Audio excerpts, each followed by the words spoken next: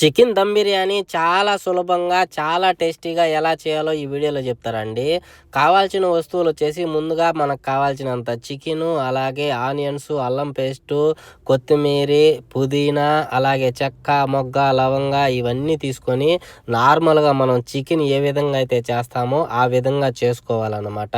Chicken half ఉడికిన తర్వాత పక్కన పెట్టుకోవాలన్నమాట. అంటే ఒక 70% ఉడకబెట్టుకోవాలి చికెను. దాని తర్వాత సపరేట్గా మనము రైస్ని ఉడకబెట్టుకోవాలన్నమాట. ఆ రైస్లో వచ్చేసి మనము చెక్క, మొగ్గ, లవంగ, పుదీనా, అలాగే కొత్తిమీర వేసి ఉడకబెట్టుకోవాలి.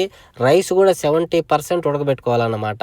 చికెన్ కర్రీ ఒక 70%, అలాగే రైస్ ఒక 70% ఉడకబెట్టుకొని ఫ్రైడ్ ఆనియన్స్, అలాగే కొంచెం కొత్తిమీరి, అలాగే పుదీనా ఇవన్నీ సైడ్కి పెట్టుకొని ముందుగా కొంచెం కర్రీ వేసి, కర్రీ పైన రైస్ వేసి, రైస్ పైన ఫ్రైడ్ ఆనియన్స్, అలాగే కొత్తిమీరి, పుదీనా వేసి ఒక కొంచెం కలర్ వేసుకోవాలన్నమాట.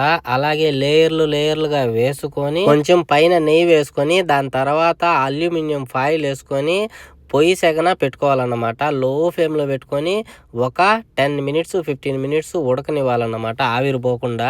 నేనైతే చేసేసాను, చూడండి ఎలా వచ్చిందో. చూస్తూ ఉంటేనే నోరు ఊరిపోతుంది. చికెన్ దమ్ బిర్యానీ చాలా బాగా వచ్చింది. మీరు కూడా ఎవరన్నా ట్రై చేయండి. ఒకవేళ మీకు అర్థం కాకపోతే స్లోగా పెట్టుకొని చూడండి,